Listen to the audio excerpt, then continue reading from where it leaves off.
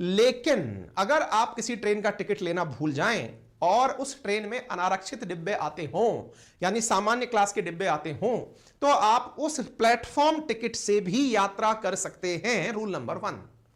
बोले सर हम आपका वीडियो दिखा देंगे टीटी साहब को। बिल्कुल दिखा देना, वैलिड है हमारा वीडियो भी, क्योंकि हम पूरी तरह से आपको सारी जानकारी अप टू डेट दे रहे हैं। क्या जानकारी है कि अगर आप प्लेटफॉर्म टिकट लेकर भी ट्रेन के अंदर सफर करते हैं, अनारक्षित डिब्बे के अंदर यानी जिसमें रिजर्वेशन नहीं है, उस डब्बे में बैठकर आप जा सकते हैं। तो बोले इसका मतलब फिर तो बहुत ही बढ़िया है, मैं टिकट पे 80, 100, 50 रुपए क्यों खर्च करूं, 10 रुपए में यात्रा कर लूंगा। रुकिए, ये अधूरा ज्ञान है, अब पूरा ज्ञान भी ले लीजिए। पूरा ज्ञान ये है कि आप उस अनारक्षित टिकट के साथ तुरंत ट्रेन के समीप स्थित टीटी के पास पहुंचे, जो टिकट चेकर आपके वहां प्रेजेंट हैं उनके पास पहुंचे और पहुंचकर उन्हें अपना टिकट दिखाएं कि सर मैं जल्दी में प्लेटफॉर्म टिकट लेकर चढ़ गया हूं, यह प्रमाण इस बात का है कि मैं इस प्लेटफॉर्म से चढ़ा हूं।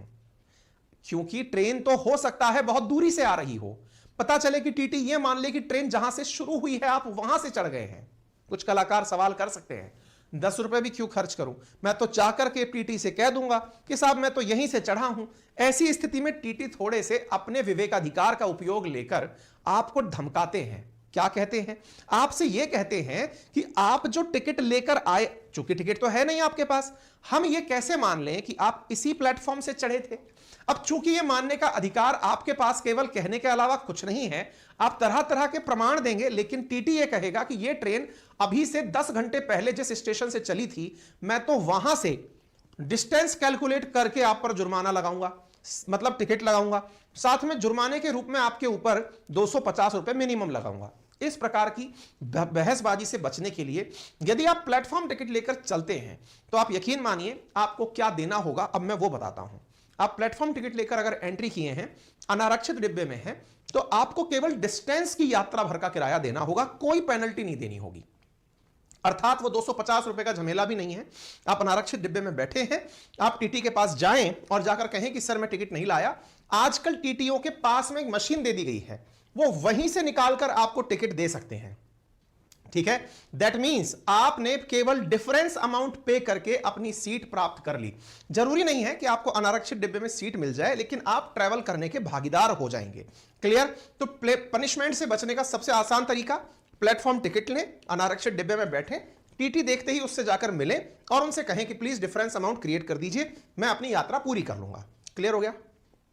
सर लेकिन मान लो कोइंसिडेंशियली मैं टिकट ले जाना ही भूल गया, मैं जल्दबाजी में टिकट नहीं ले जा पाया, तो क्या करूं? चलिए ऐसी स्थिति में भी टीटी आपको ट्रेन से धक्का मारकर नहीं निकाल सकते, ये पहले जान लीजिए। अरे सर अगर ऐसा हो गया तो हम क्या करें? आज के सेशन में हम वो भी बताएंगे कि आप टीटी की शिकायत भी कहां कर सकते हैं। अरे सर कोई सुनता है क्या? मैंने अनुभव लिया है, वंस अपॉन ए टाइम मैंने इस बात का अनुभव लिया है कि एक बार मुझे असुविधा हुई थी, उस असुविधा की शिकायत मैंने उतर करके जब प्लेटफॉर्म पर की तो वहां पर सीनियर अधिकारियों ने जिस प्रकार से तुरंत कार्रवाई की वो काबिले तारीफ थी। मुझे पहली बार एहसास हुआ कि रेलवे कहने के लिए सरकारी है, लेकिन काम पूरी तत्परता से वैसे ही होता है जैसे किसी कॉरपोरेट में होता हो, जैसे किसी प्राइवेट संस्थान में तुरंत सुनवाई होती हो। रेलवे की कार्यशैली को देखकर मैं उस दिन अचरज कर गया कि मेरी शिकायत पर उन्होंने इतना तत्परता से काम किया कि वो अपने आप में मेरे लिए एक मिसाल और मेरे सामने इमेज मेकिंग बन गया। यदि आपको लगता है कि आपके साथ कुछ गलत हुआ है, किसी टीटी ने आपके साथ बदतमीजी की है, तो आप उसका कोई ना कोई फोटो या फिर वीडियो अपने साथ रख सकते हैं। यदि ऐसा भी नहीं है तो आप तुरंत वहीं से, मैं आपको नंबर बताऊंगा, आपको एप्लीकेशन बताऊंगा, आप वहीं से डायल करके उनकी शिकायत कर सकते हैं। आपकी बातों को रेलवे बहुत सीरियसली लेता है। ठीक है? बोले सर अगर मान लीजिए हम ट्रेन में एंट्री कर गए और हमारे पास टिकट भी नहीं है, तो क्या होगा? तो अब आपके पास में यह अधिकार तो नहीं है कहने का कि मैं इस स्टेशन से बैठा था। आप कहिए तो टीटी के विवेक पर निर्भर करता है, वो आपकी इंसानियत, आपके व्यवहार को देखकर यह स्वीकार कर ले कि ठीक है आप इसी स्टेशन से चढ़े होंगे।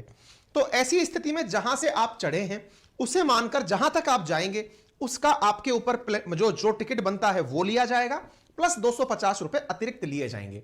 लेकिन सर मैं बिना टिकट अगर चढ़ा हूं और मेरे पास यह बताने का भी प्रमाण नहीं है कि मैं कहां से चढ़ा हूं, तो ऐसी स्थिति में ट्रेन जहां से शुरू हो रही है वो अपने विवेक का उपयोग करके आपसे वहां से लेकर जिस डेस्टिनेशन तक आप जाएंगे वहां तक का टिकट प्लस 250 रुपए जुर्माना वसूल सकता है।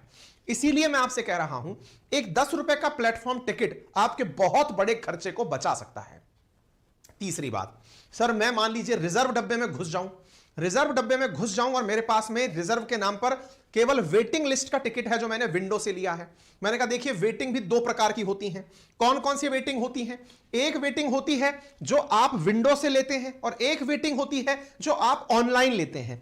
ऑनलाइन वेटिंग टिकट का कोई महत्व नहीं है क्योंकि वो अपने आप कैंसिल हो जाती है। अगर आपने विंडो वाली वेटिंग टिकट ली है तो आप अगर घुस गए हैं आरक्षित डब्बे में तो आप टीटी से फिर तुरंत जाकर मिलिए, क्योंकि टीटी आपको उस ट्रेन को टिकट को कंफर्म करने की हैसियत रखता है। कैसे? समटाइम्स बहुत से यात्री ऐसे होते हैं जो टिकट तो करा लेते हैं लेकिन वो सीट पर अवेलेबल नहीं होते, यानी आते ही नहीं हैं। ऐसी स्थिति में उस टिकट को आपको दिया जा सकता है। चौथी पांचवी बात, बोले सर इन केस अगर मान लीजिए मैंने रिजर्वेशन कराया, ट्रेन मुझसे छूट गई तो क्या करूं? लेकिन उससे पहले एक छोटी सी गुजारिश है आप सभी साथियों से कि हम आप लोगों के लिए दिन पे दिन बेहतरीन कंटेंट, वेल रिसर्च कंटेंट लेकर आते हैं और आपको YouTube का एक स्टैटिक्स दिखाते हैं। संभवतः आपको मेरी अपील का कोई मतलब समझ में आएगा। साथियों मैं अक्सर आपसे कहता हूं कि आप में से जो लिसनर्स हैं मेरे, उनमें से 44% लिसनर ऐसे हैं जिन्होंने हमारे सेशन को सब्सक्राइब नहीं किया है, चैनल को सब्सक्राइब नहीं किया। ये YouTube का एल्गोरिदम है जो मैं आपको दिखा रहा हूं। 44%, लगभग आधे लोग ऐसे हैं जो हमारा सेशन सुनते हैं लेकिन सुनने के बाद भी बिना सब्सक्राइब किए चले जाते हैं। ऑन एन एवरेज मेरा सेशन 20 मिनट से ऊपर का होता है लेकिन सब्सक्राइब करने में फ्रैक्शन ऑफ सेकंड, लगभग 0.19 सेकंड लगता है क्लिक करने में, जिसका कोई चार्ज नहीं है। लेकिन फिर भी आप मेरी अगर सुनवाई नहीं करते तो यह थोड़ा दुख देता है। अगर आप सहयोग करते हैं जिससे कि हमारा मोटिवेशन बढ़े तो हमारे लिए बहुत ही अच्छा रहेगा। खैर ये सत्य है, बाकी आपकी मर्जी। आप अगले 2 प्लेटफॉर्म तक, मान लीजिए कि आप किसी एक जगह से चढ़े थे, आप वहां से चढ़े उससे अगले प्लेटफॉर्म से और उससे अगले प्लेटफॉर्म तक, आप किसी भी प्लेटफॉर्म पर अपनी ट्रेन को ज्वाइन कर सकते हैं। 2 प्लेटफॉर्म क्रॉस कर जाए, अगर ट्रेन 2 स्टेशन क्रॉस कर जाए तो फिर टीटी आपकी सीट को किसी थर्ड व्यक्ति को, सबसे पहले जो आरएसी वाला व्यक्ति है उसे वो कंफर्म करके दे सकता है। यानी कि ट्रेन से जुड़े हुए कितने सारे रोचक नियम मैंने अभी मिनट भर में आप लोगों को बता दिए हैं। उम्मीद है अब आपका यह काम बहुत आसान हो गया होगा। प्लेटफॉर्म टिकट मैंने आपको बता दिया, सीट ना हो फिर भी मैंने आपको जो विकल्प दिया वो 250 रुपए की पेनल्टी का आपको बता दिया, प्लेटफॉर्म टिकट बता दिया, सीट कब तक होती है ये मैंने आपको बता दिया, 2 स्टेशन तक आपके पास सीट होती है जिसका आप लाभ ले सकते हैं।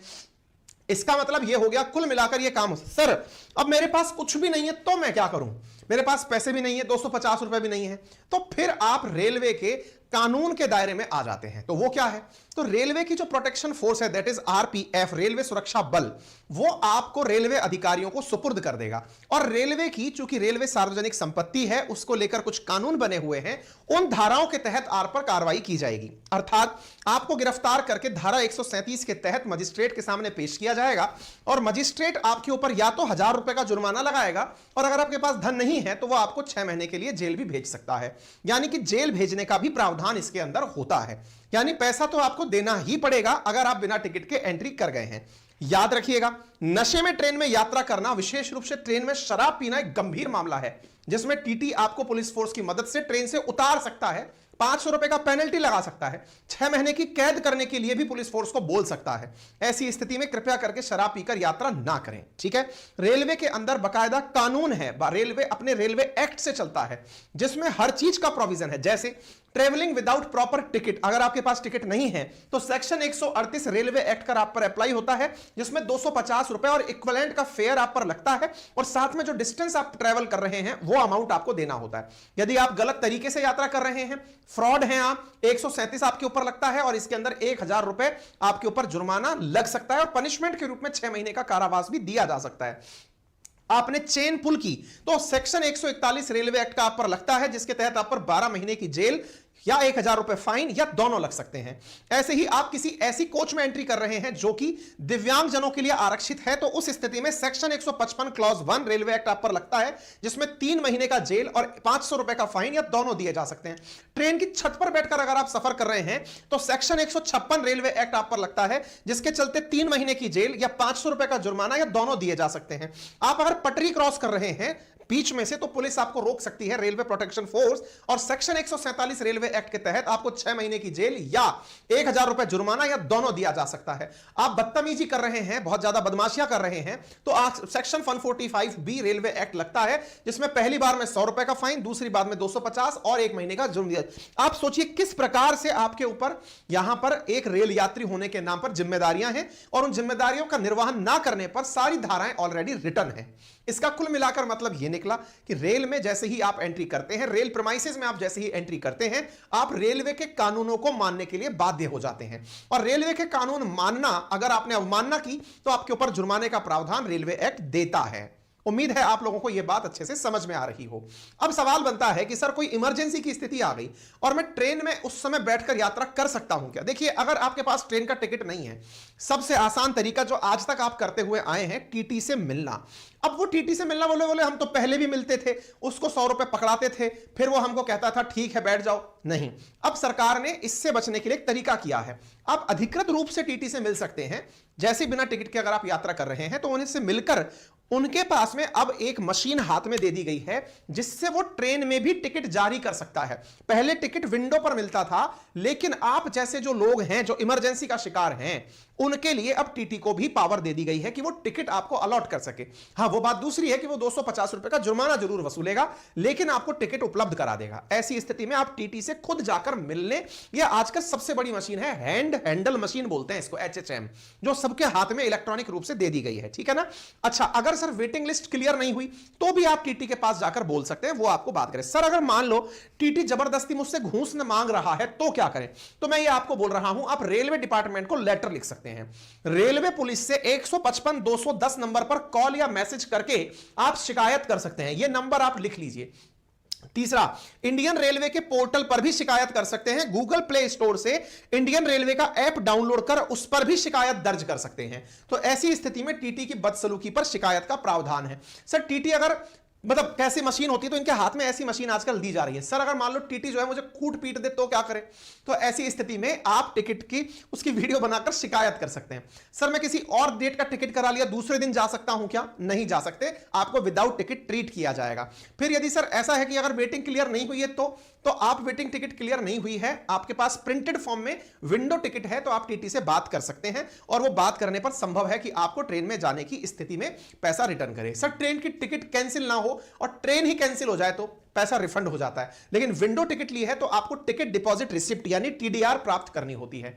बच्चों के लिए टिकट का क्या प्रावधान है? क्या बच्चों के लिए बर्थ अलॉट हो सकती है? बिल्कुल हो सकती है। यदि बच्चा 1 से लेकर 4 वर्ष का है तो चाइल्ड बर्थ और नो बर्थ दोनों ऑप्शन आते हैं। अगर आप सीट नहीं लेंगे तो बच्चा फ्री में यात्रा करेगा, लेकिन आपने सीट ली है तो पूरा चार्ज देना होगा। अगर 5 से 11 साल का बच्चा है, आपने बर्थ ली है, तो बर्थ स्थिति में आपको पूरा चार्ज देना होगा, और अगर आपने बर्थ उसके लिए अलॉट नहीं भी करवाई है तो भी आधा टिकट देना होगा। 12 साल से ऊपर के बच्चों के लिए पूरा टिकट देने योग्य होता है। सर मैं अगर कॉम्पिटिटिव एग्जाम देने जा रहा हूं तो उसके लिए कोई प्रावधान है क्या? बिल्कुल है। उसकी स्थिति में क्या करना होता है? सरकार ने बहुत सारे प्रावधान इसमें दिए हुए हैं, और वो प्रावधान क्या है? अगर आप लोग मतलब घर और पढ़ाई के लिए छात्र अगर जनरल क्लास से स्लीपर क्लास से यात्रा करते हैं तो जो मासिक पास बनता है उस पर 50% की छूट है। SC ST के स्टूडेंट्स के लिए 75% की छूट है। सरकारी छात्र जो स्कूलों में पढ़ रहे हैं, ग्रामीण क्षेत्रों के बच्चों के लिए स्टडी टूर पर अगर जा रहे हैं तो साल में एक बार 75% की छूट दी जाएगी। मेडिकल और इंजीनियरिंग के प्रवेश परीक्षा के लिए अगर परीक्षा देने जा रहे हैं तो 75% की छूट दी जाएगी। यूपीएससी और केंद्र की परीक्षाओं के लिए अगर आप पेपर देने जा रहे हैं, मेंस का एग्जाम देने जा रहे हैं, 50% की छूट दी जाएगी। 35 वर्ष तक की आयु में आप रिसर्च कर रहे हैं तो 50% की यात्रा पर छूट दी जाएगी। सरकारी नौकरी के लिए इंटरव्यू देने जा रहे हैं तो 50% की छूट दी जाएगी। नेशनल इंटीग्रेशन कैंप में हिस्सा लेने जा रहे हैं तो 40 से 50% तक की छूट दी जाएगी।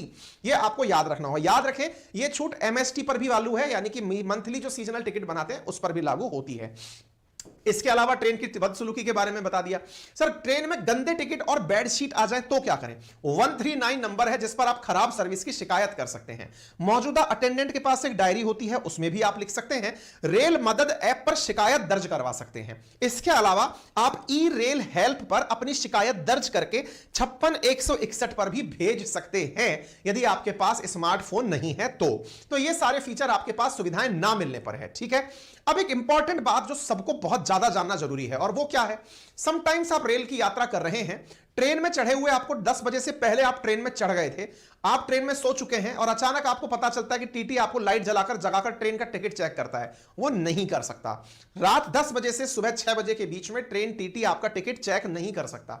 सर लेकिन कई बार तो टीटी आता है रात को टिकट चेक करने, वो तब आता है जब आपने ट्रेन में एंट्री 10 बजे बाद के स्टेशन से की हो। मान लीजिए रात 12 बजे ही आपका स्टेशन आया है, तो आपने फिर एंट्री की है, तो फिर रात को आकर वो टिकट चेक करता है। दूसरी बात, अगर आप यात्रा कर रहे हैं और आपको ट्रेन की मिडिल बर्थ अलॉट हुई है, क्या आप दिन के समय मिडिल बर्थ को खोलकर उस पर सो सकते हैं? जवाब है जी नहीं।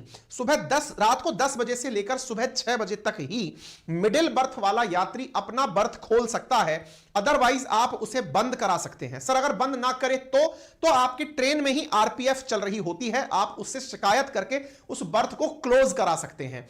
नाइट के समय सभी लाइट बंद करना होगा।